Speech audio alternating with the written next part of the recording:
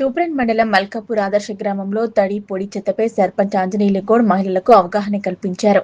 ఉపాధి పనులు చేస్తున్న ప్రదేశానికి వెళ్లి 4 రకాల చెత్తబుట్టలపై సంపూర్ణ అవగాహన కల్పించారు. త్వరలో పంచాయతీ తరపున చెత్తబుట్టల పంపిణీ కార్యక్రమం ఉంటుందని సర్పంచ్ తెలిపారు.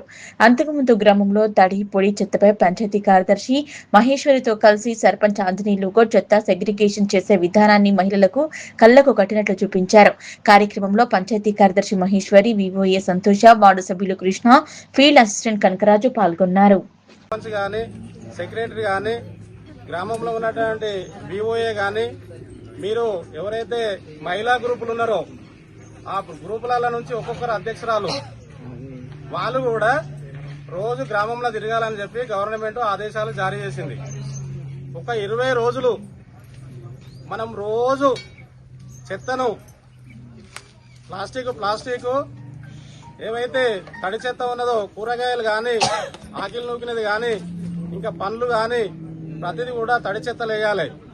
పొడి చెత్తలు ఏంటంటే ఈ కురుకురే ప్యాకెట్లు గాని, ప్లాస్టిక్ బాటిల్ గాని, ఇంకా ఏవైనా సంబంధించిన ప్లాస్టిక్ ఉంటే పొడి చెత్తలు సపరేట్ చేసి మనమే ఇంటి దగ్గర వాళ్ళు ఖాళీ ఏం చేస్తారంటే గ్రామ పంచాయతీలో ఒక తట్ట తీసుకొని ఇక్కడ వస్తారు.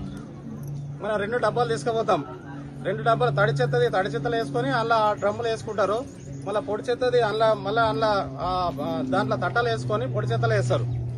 ఇంకో మేడం 2 చెప్పింది, ఒకటి బ్లాక్, ఒకటి రెడ్ దాంట్లో ఏంటంటే మనకు మన ఇంట్లో ఉన్నటువంటి పిల్లలు